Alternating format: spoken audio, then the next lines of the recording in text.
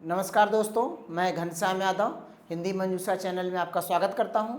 दोस्तों, आज मैं जो आपके सामने वीडियो लेकर आने वाला हूं, आज हम इसमें बात करेंगे कि इसमें यूजीसी नेट के एग्ज़ाम पैटर्न में जो है काफ़ी बड़ा बदलाव हुआ है। और ये बदलाव जो है 2 दिन पहले नोटिफिकेशन यानी 27 मार्च को नोटिफिकेशन आया है। और उसमें बहुत से लोग जो है परेशान हैं कि क्या है, किस तरह की सूचना है, इसका क्या निहितार्थ है, क्या मतलब लगाया जाए इसका। इस तरह के तमाम प्रश्न लोगों के जहन में उभर रहे हैं। तो इन प्रश्नों के समाधान के लिए मैं आज इस पर बात करने वाला हूं कि क्या क्या बदलाव हुआ है, किस तरह का इस पर इम्पैक्ट पड़ने वाला है। आने वाले समय में जो विद्यार्थी किस तरह से अपने आप को प्रिपेयर करें ताकि वो आराम से यूजीसी नेट का जो एग्ज़ाम होता है एनटीए द्वारा आयोजित किया जाता है उसको वो क्वालिफाई कर जाएं। ठीक है दोस्तों, तो वीडियो शुरू करने से पहले आप मेरे चैनल को अगर पहली बार आए हैं मेरे चैनल पर तो आप सब्सक्राइब करें और इसको लाइक करना भी ना भूलें। ठीक है, तो आइए हम बात करते हैं कि यूजीसी नेट में क्या बदलाव हुआ है। तो देखिए, यहाँ पर मैं आपको जो बताने वाला हूँ सबसे पहले कि यूजीसी नेट के बारे में काफ़ी लोग जानते हैं जो एग्ज़ाम देते हैं कि किस तरह से एग्ज़ाम होता है। मैं मेन फोकस पे आ रहा हूँ कि क्या बदलाव हुए हैं, उसमें क्या चेंजेस आए हैं, उसके बारे में केवल मैं डिस्कस करूँगा। यूजीसी नेट एग्ज़ाम क्या है, किस तरह से एग्ज़ाम कराती है, उसके बारे में भी चर्चा होगी। तो देखिए, जो अभी तक एग्ज़ाम हो रहा था यूजीसी नेट का, तो उसमें हो रहा था, इसमें दो ऑप्शन आ रहे थे। पहला एक ऑप्शन आ रहा था कि आप जो है नेट प्लस जेआरएफ, ठीक है। और दूसरा आता था ओनली फॉर नेट, ठीक। ये दो ऑप्शन इसके पहले एग्जाम में होते थे कि आप नेट और जेआरएफ दोनों क्वालिफाई करना चाहते हैं या केवल नेट क्वालिफाई करना चाहते हैं। तो उसमें एज डिफरेंस था दोनों में, इसमें एज फिक्स थी। तो जिनकी एज ओवर एज हो जा रही थी तो उनके पास ऑप्शन नहीं बच रहा था, ओनली फॉर नेट वो अप्लाई करते थे। तो खैर एज का तो मामला वही है, उसमें कोई चेंज नहीं है। लेकिन यहाँ पर एक ऑप्शन और जोड़ दिया गया है, उसमें 3 कैटेगरी बना दी गई है। कौन कौन सी 3 कैटेगरी बना दी गई है वो मैं पहले यहाँ आपको लिख रहा हूँ कि क्या क्या कैटेगरी बनाई गई है। देखिए, एक तो ये नेट जेआरएफ है, इसमें प्लस कर दिया गया है, प्लस क्या कर दिया गया है, पीएचडी, ठीक है, इसमें इसको भी कर दिया गया है। फिर इसके बाद जो दूसरी कैटेगरी बनाई गई है वो केवल है नेट प्लस पीएचडी, ठीक है, नेट प्लस पीएचडी। और जो तीसरी कैटेगरी जोड़ी गई है ये ओनली फॉर पीएचडी। तो यहाँ पर जो बात की जाने वाली है कि क्या चेंज आए हैं कि एक कैटेगरी बनाई गई है कि एक जो कैंडिडेट है एग्ज़ाम देंगे तो अगर वो हाई मेरिट में आते हैं तो उसमें क्या होगा कि वो नेट प्लस जेआरएफ और पीएचडी में एडमिशन के लिए एलिजिबिलिटी उनकी हो जाएगी, ठीक। और अगर उनकी मेरिट थोड़ी कम आती है तो वो क्या होंगे, नेट प्लस पीएचडी के लिए उनकी एलिजिबिलिटी हो जाएगी। और एक है कि केवल पीएचडी के लिए उनकी एलिजिबिलिटी रहेगी, वो नेट और जेआरएफ वो नहीं रहेंगे, ठीक। अभी ये सूचना है। इसके बाद अब इसका क्या मतलब है, कई लोग इसमें कंफ्यूज हैं कि आखिर क्या मतलब इसका समझा जाए। तो वो मैं आपको समझाने जा रहा हूँ कि क्या मतलब है इसका कि only for PhD, net plus PhD. देखिए, पहली बात जो पहले हो रहा था, थोड़ा सा मैं पैटर्न समझा रहा हूँ कि पहले जब हम नेट क्वालिफाई करते थे, ठीक, नेट क्वालिफाई करते थे तो कॉलेज में असिस्टेंट प्रोफेसर के लिए, कॉलेज में असिस्टेंट प्रोफेसर, असिस्टेंट प्रोफेसर के जो अपॉइंटमेंट होते थे उसके लिए क्या था, नेट कंपलसरी था, net qualify, QUALIF, net qualify एकदम क्या था, अनिवार्य था, कंपलसरी था कि यदि आपको असिस्टेंट प्रोफेसर बनना है तो उसके लिए आपको यूजीसी के द्वारा एग्जाम होता है उसमें नेट क्वालिफाई करना जरूरी है, ठीक। उसके बाद बीच में नोटिफिकेशन आया कि नहीं, नेट क्वालिफाई जरूरी नहीं है, पीएचडी जरूरी है, ठीक है, नेट को एग्जेम्प्ट कर दिया गया था। उसके बाद से उसमें भी कई चीज़ें चल रही थी, फिक्स नहीं था। तो अब जो हुआ है कि नेट क्वालिफाई असिस्टेंट प्रोफेसर के लिए आपको जरूरी है, करना जरूरी है, ठीक है। तो अब क्या होगा, जो पहली जो कंडीशन आ रही है उसमें ये होगा कि आपको नेट क्वालिफाई आपने कर लिया, ठीक, तो आप असिस्टेंट प्रोफेसर के लिए एलिजिबल हो गए। कॉलेजों में अगर असिस्टेंट प्रोफेसर की नियुक्ति आ रही है, वैकेंसी आ रही है, तो आप उसमें अप्लाई कर सकते हैं, ठीक, पहली बात। और फिर इसमें क्या है कि अगर आपके पास जेआरएफ भी है, ठीक है, तो और बेटर है। और नेट जेआरएफ दोनों होने के साथ साथ अगर आप पीएचडी करना चाहते हैं तो उसमें भी आपकी पीएचडी में एलिजिबिलिटी हो गई कि आप पीएचडी में एडमिशन ले सकते हैं, ठीक। दूसरी कंडीशन क्या हो गई कि आप नेट प्लस पीएचडी हैं, तो आपने केवल जेआरएफ नहीं किया, ठीक है, केवल नेट किया, तो उसमें क्या है कि आप असिस्टेंट प्रोफेसर के लिए एलिजिबल हैं। जो वैकेंसी आएगी कॉलेजों में उसमें जो है आप एलिजिबल हैं, और उसके साथ अगर आप पीएचडी में एनरोल्ड होना चाहते हैं तो आप भी उसके लिए एलिजिबल हो गए हैं, ठीक। अब बात आ रही है कि जेआरएफ और नेट की बात क्या है, क्या मतलब दोनों में अंतर क्या है। देखिए अंतर क्या है कि अगर आप जेआरएफ करके पीएचडी कर रहे हैं, नेट प्लस जेआरएफ और पीएचडी कर रहे हैं, तो उसमें गवर्नमेंट के द्वारा जो है आपको कुछ पैसा मिलता है, फेलोशिप मिलती है, ठीक है। जेआरएफ की फेलोशिप लगभग 38,000 से के आसपास नियर अबाउट है, ठीक है, तो वो फेलोशिप आपको मिलती है जब आप पीएचडी में एनरोल्ड हो जाते हैं, ठीक है, यानी उसके लिए पीएचडी करने के समय आपको पैसा मिलता है, ठीक। और जब केवल नेट प्लस पीएचडी आप में एडमिशन ले रहे हैं, केवल नेट क्वालिफाई जेआरएफ नहीं है, तब क्या होगा, उसमें क्या होता है, देखिए जेआरएफ वालों को पैसा मिलेगा, जेआरएफ में फेलोशिप मिलेगी, फेलोशिप मिलती है, ठीक, फेलोशिप मिलती है। और केवल नेट क्वालिफाई हैं, ठीक है, ये net NET net plus JRF में फेलोशिप है, ठीक, और केवल नेट है, तो ये क्या है, स्कॉलरशिप है, स्कॉलरशिप है, ठीक, यानी वजीफा, ये स्कॉलरशिप है। और इसमें केवल, और ये स्कॉलरशिप जो है 8 से लेकर 10,000 रुपए तक जो है, ये विभिन्न यूनिवर्सिटियों में अलग अलग सबका है कि वो आपको मिलती है, कभी कभी नहीं भी मिलती है, ठीक है, लेकिन प्रावधान है मिलने का, हो जाता है, कुछ ना कुछ मिल ही जाता है आपको, ठीक है। और इसमें जब ये दोनों कंडीशन क्या है कि व्हेन यू आर गोइंग या परसुइंग पीएचडी, जब आप पीएचडी कर रहे हैं, जब आप पीएचडी में एनरोल्ड हैं, पीएचडी में नामांकित हो गए, जब आप पीएचडी में नामांकित हो गए, ठीक है, तो ये कंडीशन आपके लिए कि जेआरएफ आपको फेलोशिप मिलती है, देती है, और नेट जो है फेलोशिप नहीं देती है, वजीफा देती है, ठीक है, स्कॉलरशिप देती है, दोनों में अंतर है, ध्यान दीजिएगा। फिर क्या है, नेट के लिए क्या है, आप असिस्टेंट प्रोफेसर के लिए भी अप्लाई कर सकते हो। लेकिन अब यहाँ जो तीसरा ये ऑप्शन बना है ओनली फॉर ये पीएचडी जो बना है, ये केवल यूनिवर्सिटीज़ में अलग अलग में केवल पीएचडी के लिए आप इन्वॉल्व हो सकते हैं, ना आप असिस्टेंट प्रोफेसर के लिए अप्लाई कर सकते हैं, और न ही आपको कोई फेलोशिप मिलेगी पीएचडी में। मतलब कि ओनली फॉर पीएचडी, अगर ऑप्शन थर्ड आप कर रहे हैं ओनली फॉर पीएचडी, तो ये समझ लीजिए आपको अपना पैसा देना पड़ेगा, आपको अपना पैसा लगाकर पीएचडी करनी पड़ेगी, आपको अपना पैसा लगाकर पीएचडी करनी पड़ेगी, ठीक, करनी पड़ेगी। मतलब पैसा तो यहाँ भी थोड़ा बहुत लगता है, लेकिन आपको कुछ न कुछ मिल जाता है। और इस तीसरे ऑप्शन में जो है क्या है, आपको कोई भी न तो स्कॉलरशिप मिलेगी न ही फेलोशिप मिलेगी, ठीक। तो ये हो गया।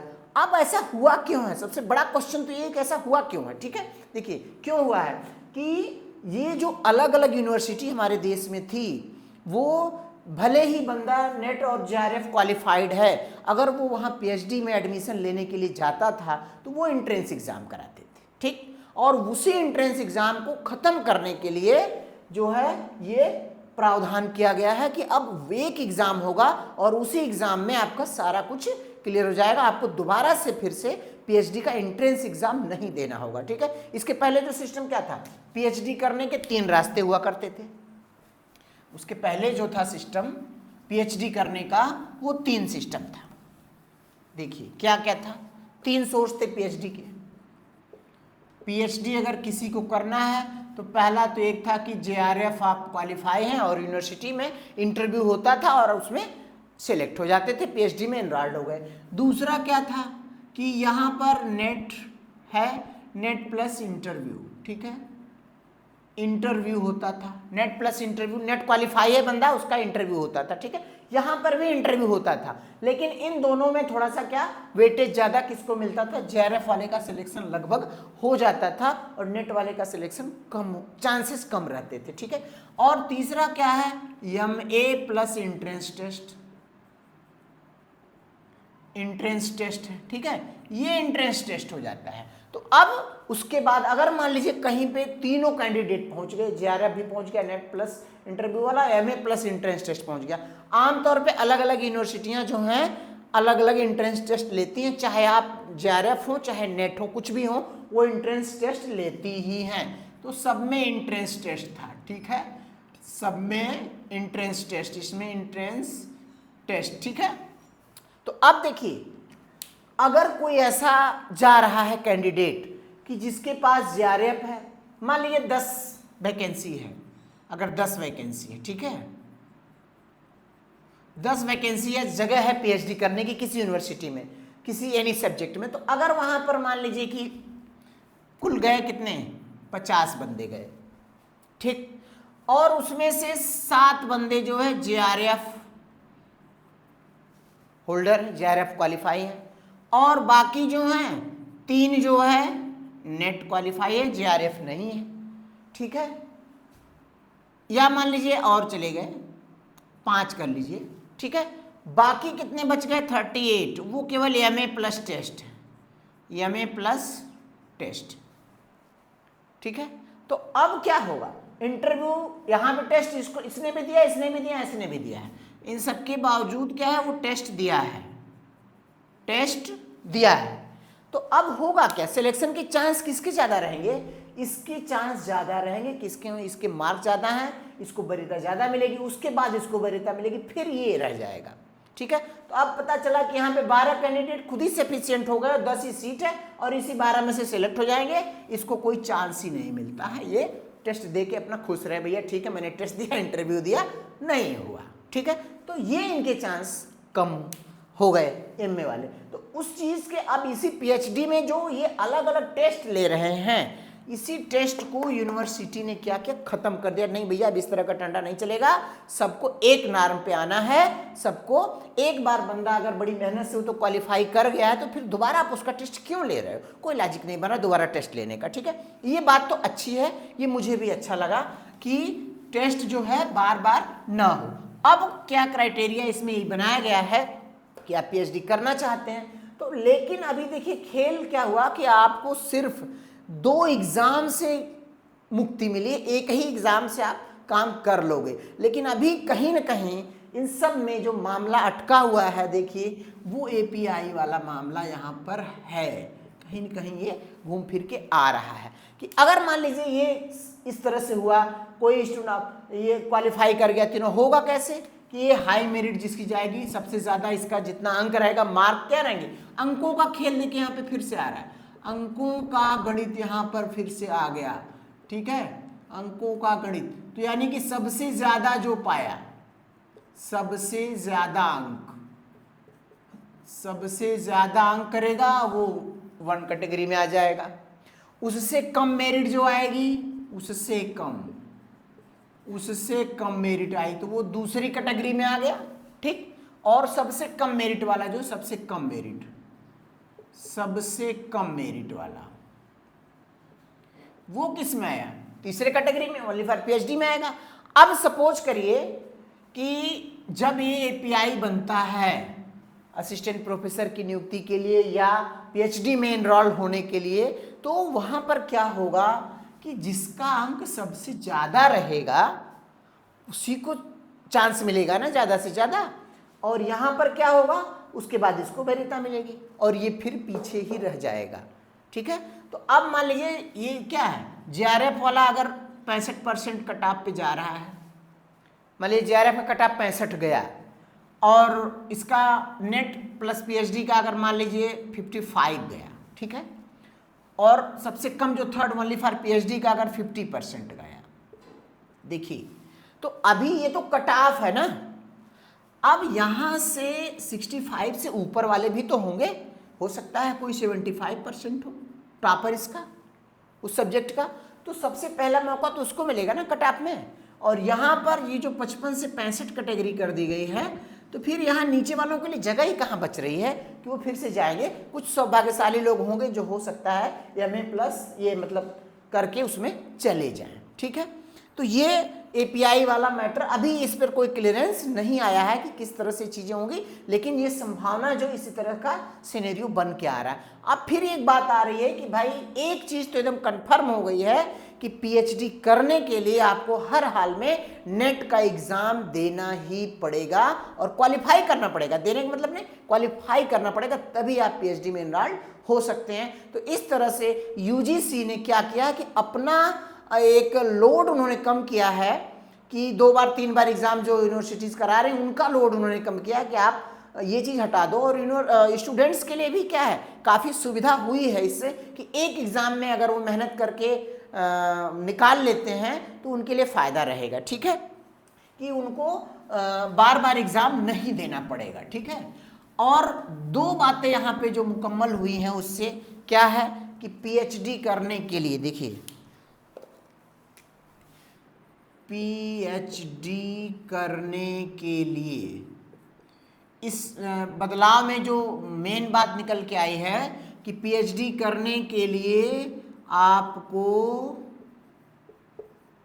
नेट क्वालिफाई करना ही पड़ेगा, नेट क्वालिफाई करना ही पड़ेगा, करना ही पड़ेगा।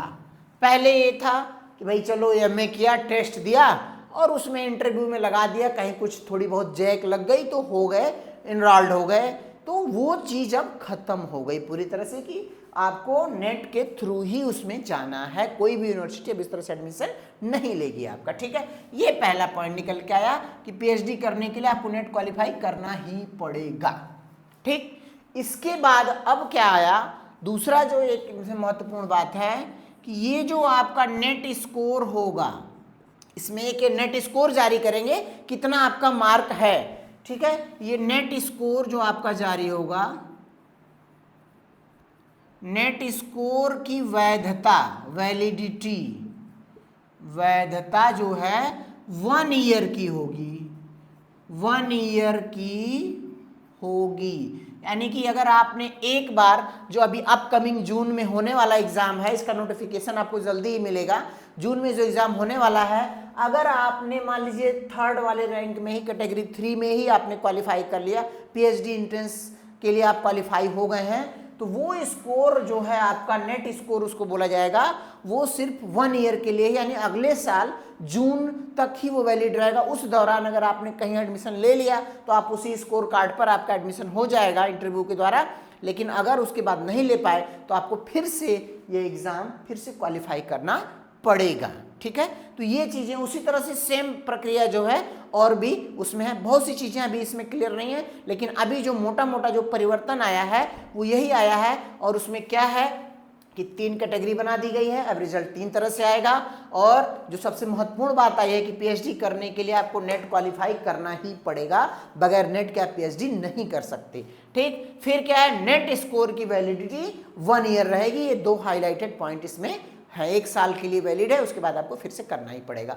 तो ये रहा इसमें जो बड़े बदलाव किए गए हैं, वो चीज़ इसमें आई है। तो अब स्टूडेंट्स के लिए मेरा मैसेज है कि भाई अब आपको करना क्या है इसमें। देखिए कि यह मामला कहीं ना कहीं API से जुड़ा हुआ है और आपको इसी के साथ असिस्टेंट प्रोफेसर या JRF के लिए अगर आप मेहनत कर लेते हैं तो जितना ज़्यादा से ज़्यादा आप स्कोर कर लेंगे वो आपके हक में होने वाला है, ठीक है। तो लग जाइए अपनी तैयारी में, और 2 महीने के एग्जाम में अब आप इसको पास नहीं कर पाएंगे, क्योंकि देखिए मेरिट तो डाउन गिरेगी, निश्चित तौर पे मेरिट नीचे आएगी क्योंकि संख्या इसकी बढ़ेगी, लेकिन आपको हाई स्कोर ले आने के लिए अपने लेवल को ऊंचे उठाना पड़ेगा। ठीक है, हो सकता है क्वालिफाइंग आपका कम हो जाए, आप ओनली फॉर पीएचडी के लिए 45% पे भी क्वालिफाई हो सकते हैं, क्योंकि इसमें इन्होंने जो एक मिनिमम कट ऑफ रखा है, मिनिमम जो पासिंग मार्क है, मिनिमम पासिंग मार्क कितना है 40%।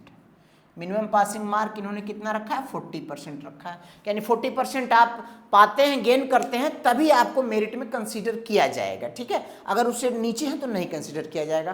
तो ऐसा भी हो सकता है कि तीसरे वाले की मेरिट आपकी 42, 44 या 45 तक भी आ सकती है, थोड़ा सा ऊपर आ सकता है, लेकिन वो आगे आपको एपीआई स्कोर में नुकसान ही पहुंचाने वाला है। तो ये चीज़ें हैं, इसके लिए सभी स्टूडेंट्स जो है प्रिपेयर हो जाएं और अपनी तैयारी में लग जाएं। कम से कम 8 महीने या 1 साल की तैयारी आपके लिए बहुत ही बेहतर परिणाम आपको देगी, और आप एक बार में इसको क्वालिफाई कर जाएं तो बेहतर है। ठीक है, तो इन्हीं शुभकामनाओं के साथ कि आपको ये बात अच्छी तरह से समझ में आ गई होगी, फिर मैं अगला वीडियो इसी तरह की इन्फॉर्मेटिव वीडियो आपको नोटिफिकेशन का लेके आऊँगा। तब तक आप मेरे चैनल को देखते रहें और इसको सब्सक्राइब जरूर कर लें। धन्यवाद।